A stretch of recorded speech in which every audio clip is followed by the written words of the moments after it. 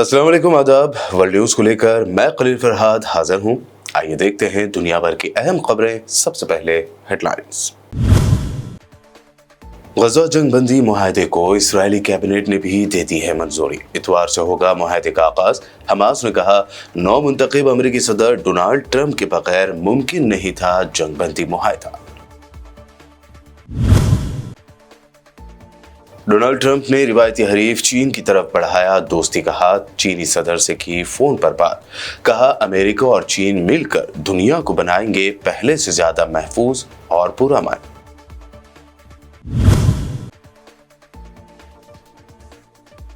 रूस और ईरान के दरमियान अहम स्ट्रैटेजिक पार्टनरशिप डील तय। ईरान में 2 न्यूक्लियर पावर प्लांट्स लगाने का रूसी सदर पुतिन ने कर दिया ऐलान।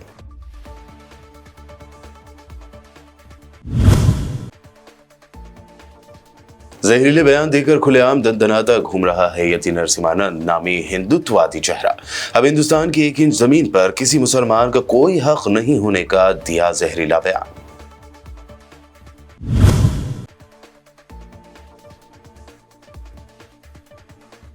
ईडी ने कर्नाटक के सीएम सिद्धारमैया के खिलाफ की बड़ी कार्रवाई। 300 करोड़ रुपए की प्रॉपर्टी को कर दिया अटैच।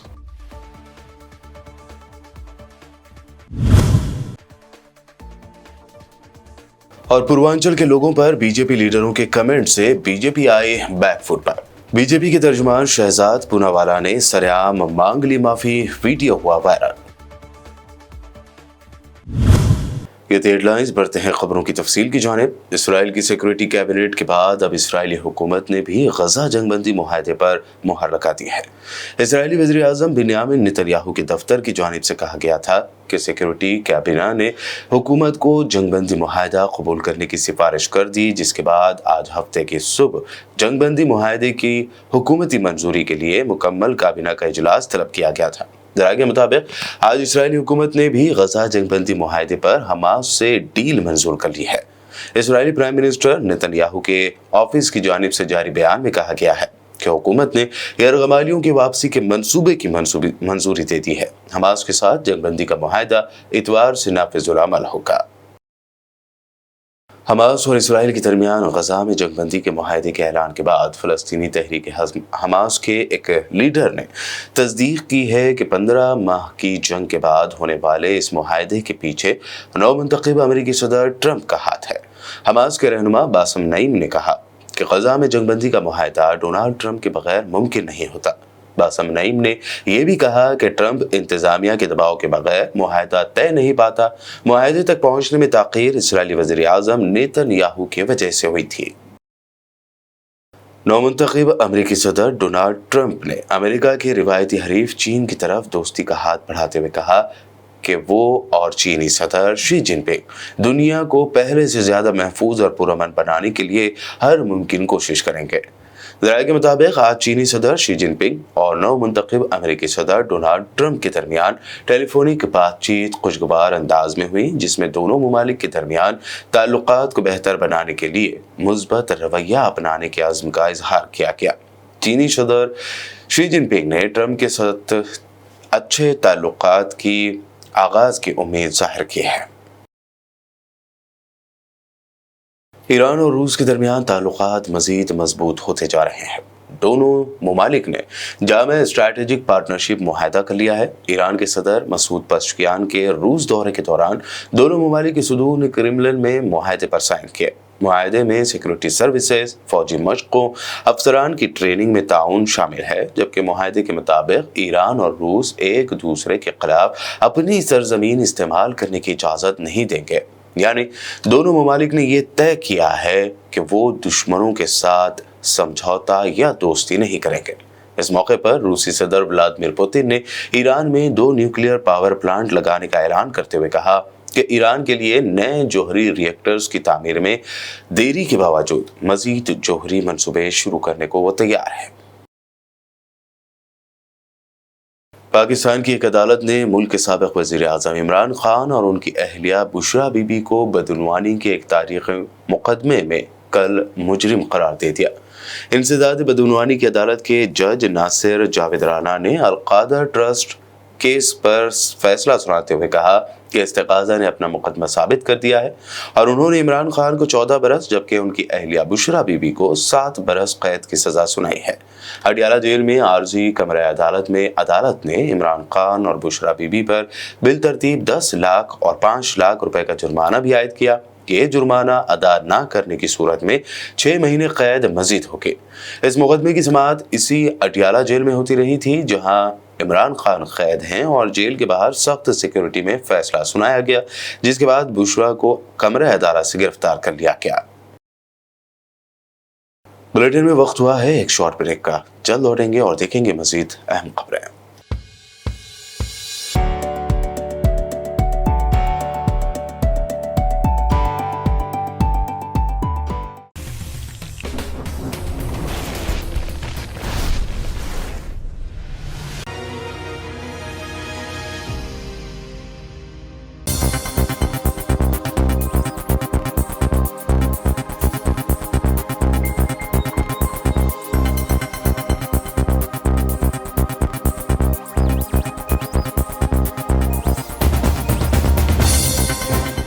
ब्रेक के बाद आइए अब देखते हैं अहम नेशनल न्यूज। नफरती बयानों के लिए मशहूर यति नरसिम्हानंद मुसलमानों के खिलाफ शदीद जहरीले बयानात देने के बावजूद खुलेआम घूमते हुए मजीद जहर फैलाते हुए मीडिया से अब ये कहता नजर आया कि हिंदुस्तान की 1 इंच जमीन पर भी किसी मुसलमान का कोई हक नहीं है। जब मुस्लिम समुदाय का नाम निशान भी नहीं था ना, उससे लाखों साल पहले से कुंभ लग रहा है। और जो ये कह रहे हैं ना कि वक्फ बोर्ड की जमीन है, हमारी जमीन है, उन्हें अपने बाप दादों के वायदों को पढ़ना चाहिए। उनके बाप दादा अपने हिस्से की जमीन लेकर पाकिस्तान और बांग्लादेश बनवा चुके हैं। भारत की 1 इंच जमीन पर भी किसी मुसलमान का कोई अधिकार नहीं है। कुंभ की तो छोड़ दो, किसी भी जमीन पर ये जितना वो करे हुए हैं, नाजायज कब्जा करे हुए हैं। हमारी अहिंसा को, हमारे प्यार को, हम तो ये समझते हैं भाई इनके और हमारे पूर्वज एक ही हैं, तो ये हमारे भाई हैं। हमारे इस विश्वास का नाजायज फायदा उठाते हुए वो यहाँ पर ये बदतमीजियां कर रहे हैं, वरना भारत की 1 इंच जमीन पर किसी मुसलमान का कब्जा नहीं है। आपके हिसाब से वक्फ बोर्ड की जमीनों को क्या होना चाहिए? वक्फ बोर्ड की कोई जमीन नहीं है भारत में। भारत में मुसलमान जो है धर्म के आधार पर, देखिए इनके बाद जो भारत में आज मुसलमान है, इनके बाप दादाओं ने एक दिन ये कहा था कि भाई हम हिंदुओं के साथ नहीं रह सकते। अब हिंदुओं के नेताओं ने कहा भाई कोई बात नहीं, देश है, साथ रहो हमारे। तो इन्होंने लाखों करोड़ों हिंदुओं का कत्ल किया था जब अपना पाकिस्तान और बांग्लादेश बनाया था। लाखों करोड़ों हमारे भाई बहनों का कत्ल करके अपने हिस्से से 1.5 गुना अधिक जमीन लेकर आज ये हमारी जमीन पर कब्जा जमा रहे हैं, क्योंकि ये बहुत ही बेशरम और निर्लज्ज हैं। इनका कुंभ मेले में प्रवेश क्यों वर्जित किया गया? देखिए, मुसलमानों का तो हर जगह प्रवेश वर्जित होना चाहिए। कानपुर में जो हिंदू कॉलोनी है उनमें प्रवेश वर्जित होना चाहिए। मुसलमान तो जहाँ जाएगा वहाँ गंदगी करेगा। अब अमेरिका में और यूरोप में इनका प्रवेश वर्जित होने वाला है। फ्रांस से बहुत ज्यादा मुसलमान निकाले जा रहे हैं। देखिए, धर्माचार्यों के अंदर डर था, कहीं भी ये डायनामाइट बांध के कहीं भी फट सकते हैं, ट्रकों के द्वारा किसी को भी कुचल सकते हैं, जो पूरी दुनिया में कर रहे हैं। कोई भी दूसरा समुदाय जब हंसकर अपना त्योहार मनाता है, इन्हें बहुत बुरा लगता है। आज कुंभ में लाखों पुलिस वाले खड़े हुए, नहीं के डर से तो खड़े हुए हैं। अगर ये ना होते तो कुंभ में इतनी व्यवस्था की जरूरत क्या होती, इतनी सुरक्षा व्यवस्था की जरूरत क्या होती। और हमारी अखाड़ा परिषद के माननीय अध्यक्ष रविंद्रपुरी जी महाराज ने और हरिगिरी जी महाराज ने, जो महामंत्री हैं, उन्होंने सारी परिस्थितियों को देखकर ये निर्णय लिया था कि कुंभ में जो है मुख्य मुसलमान नहीं आना चाहिए। मैं उनके निर्णय का स्वागत करता हूं, अभिनंदन योग्य निर्णय है। शिविर में एक मुसलमान भी मिला, मेरी हत्या के लिए आया था, वो षड्यंत्र है गहन, पुलिस जांच कर रही है। हमने पुलिस को उसे दे दिया था, पुलिस जांच कर रही है और मैं योगी जी पर विश्वास करता हूं। योगी जी ने पहले भी हमारे मंदिर में एक बार हम पर आक्रमण करने की कोशिश हुई थी, तो पूरे गिरोह का पर्दाफाश करवाया था और उसमें कई लोगों को, आपने मौलानाओं को जो है उम्र कैद की सजा मिली, क्योंकि धर्मांतरण के सबसे बड़े गिरोह का हमारे मंदिर से पता चला था। इन्फोर्समेंट डायरेक्टोरेट यानी ईडी ने prevention of money laundering act के तहत कर्नाटक के सीएम सिद्धारमैया और दीगर के खिलाफ जारी केस में 142 नॉन मूवेबल प्रॉपर्टी को अटैच कर लिया है।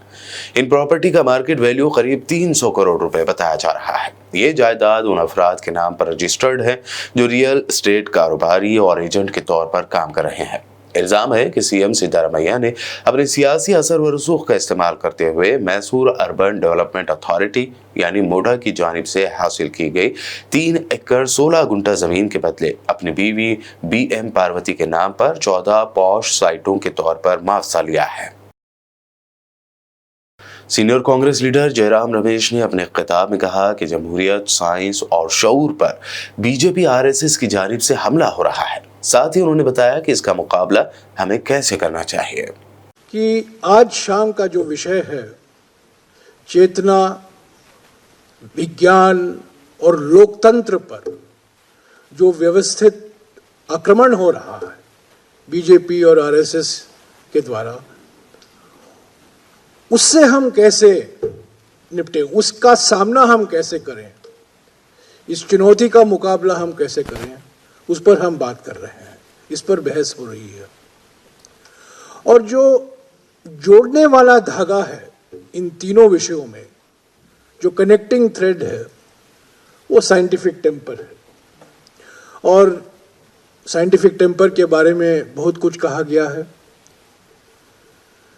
मैं यही कहूँगा कि हमारे देश में पिछले 100 सालों में अगर एक व्यक्ति है, जो हमारे पब्लिक लाइफ में एक व्यक्ति हैं, जिन्होंने न साइंस के बारे में नहीं पर साइंटिफिक टेम्पर के बारे में लिखा है, सोचा है, बोला है, वो है जवाहरलाल नेहरू। कई लोगों ने विज्ञान के बारे में तो लिखा है और बोला भी है, पर साइंटिफिक टेम्पर, जो वैज्ञानिक दृष्टिकोण, वैज्ञानिक सोच के बारे में बहुत कम लोगों ने बोला है और कहा है।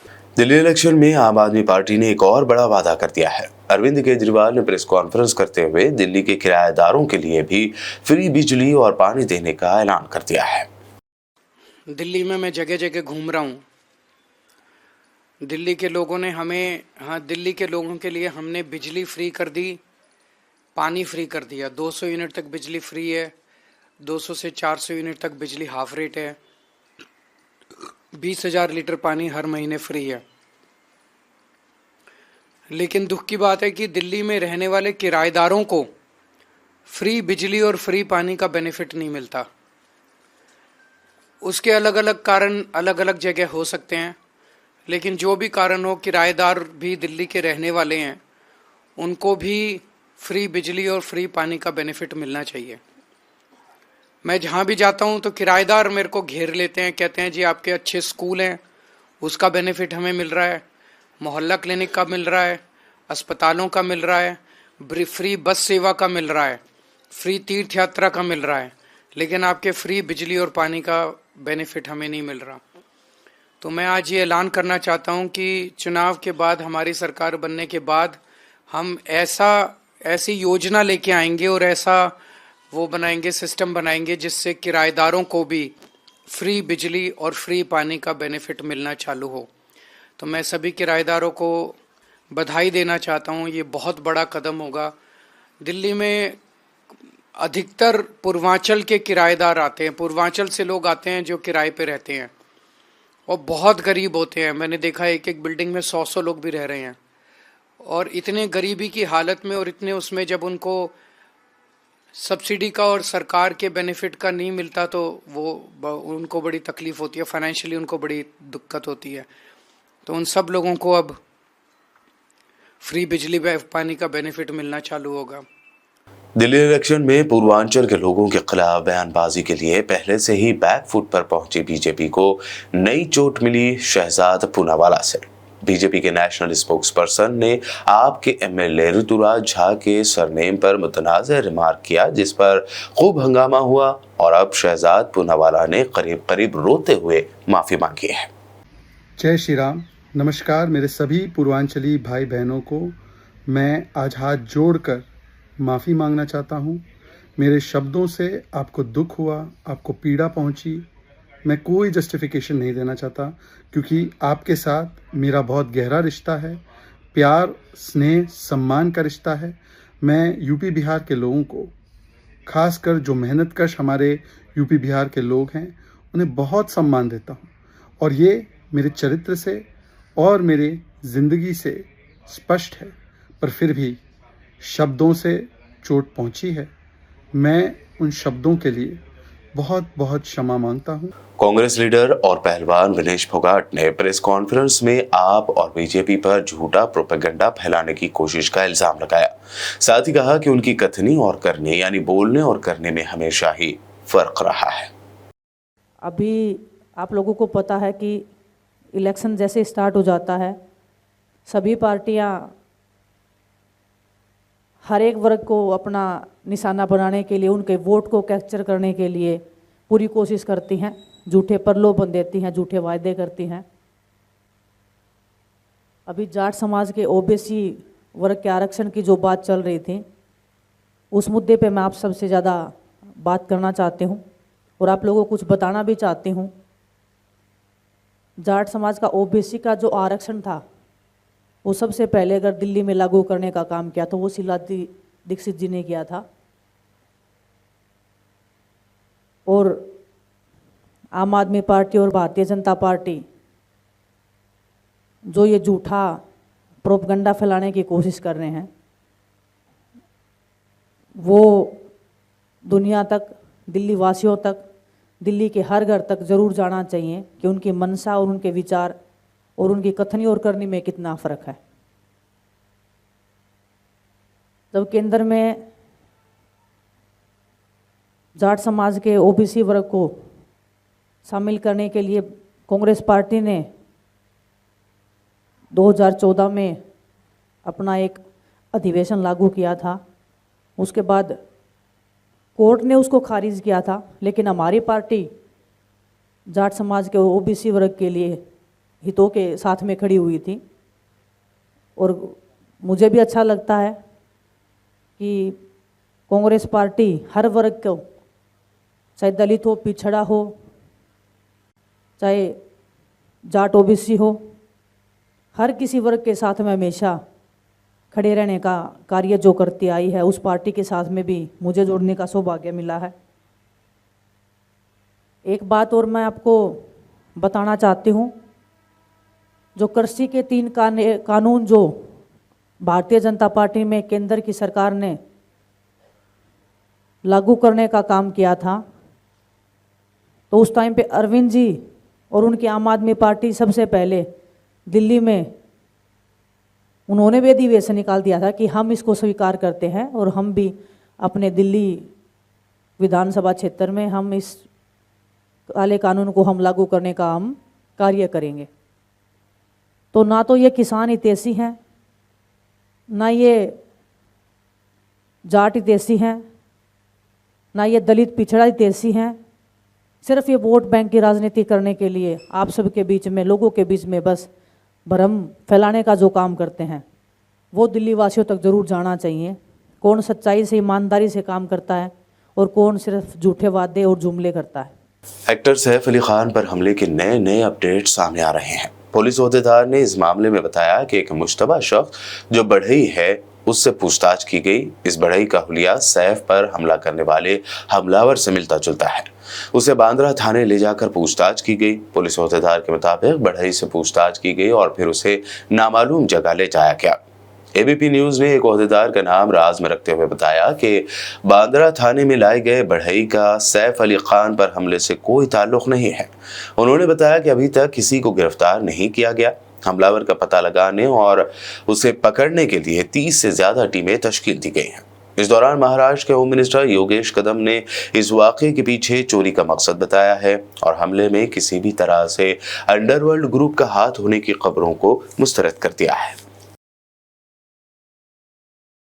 बिहार के पूर्णिया के एमपी पप्पू यादव ने फिल्म एक्टर सैफ अली खान पर हुए हमले को लेकर काफी नाराजगी जाहिर की है। उन्होंने कहा कि फिल्म एक्टर सलमान खान की धमकी की बात हो या फिर सैफ अली खान पर हुए हमले की, मैं इन सभी केसेस को लेकर ऐवान में आवाज उठाऊंगा। उन्होंने कहा कि लॉरेंस बिश्नोई को सरकार से सिक्योरिटी मिल रही है, अदालत को इस मामले में शोकाज नोटिस लेना चाहिए। उन्होंने ये भी कहा कि ऐसे लोगों को कानून और आइन का डर नहीं है क्योंकि उन्हें कानून से तहफ़्फ़ुज़ मिल रहा है। उन्होंने ये भी कहा कि अदालत को नोटिस देना चाहिए कि ऐसे लोगों को गुजरात में क्यों रखा गया है।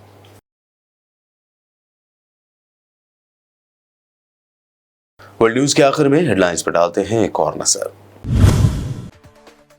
गजा जंगबंदी मुआहदे को इस्राएली कैबिनेट ने भी दे दी है मंजूरी। इतवार से होगा मुआहदे का आगाज। हमास ने कहा, नौ मुंतखब अमेरिकी सदर डोनाल्ड ट्रंप के बगैर मुमकिन नहीं था जंगबंदी मुआहदा। डोनाल्ड ट्रंप ने रिवायती हरीफ चीन की तरफ बढ़ाया दोस्ती का हाथ। चीनी सदर से की फोन पर बात। कहा, अमेरिका और चीन मिलकर दुनिया को बनाएंगे पहले से ज्यादा महफूज और पुरअमन।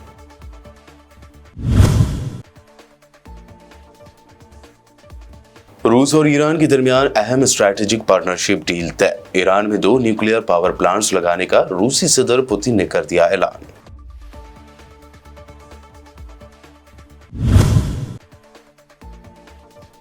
जहरीले बयान देकर खुलेआम दंदनाता घूम रहा है यति नरसिम्हानंद नामी हिंदुत्ववादी चेहरा। अब हिंदुस्तान की 1 इंच जमीन पर किसी मुसलमान का कोई हक नहीं होने का दिया जहरीला बयान।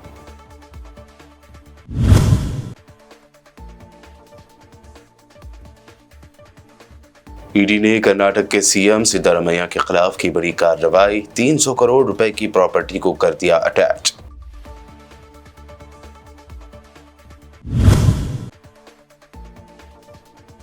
और पूर्वांचल के लोगों पर बीजेपी लीडरों के कमेंट से बीजेपी आए बैकफुट पर। बीजेपी के तर्जुमान शहजाद पूनावाला ने सरेआम मांग ली माफी। वीडियो हुआ वायरल।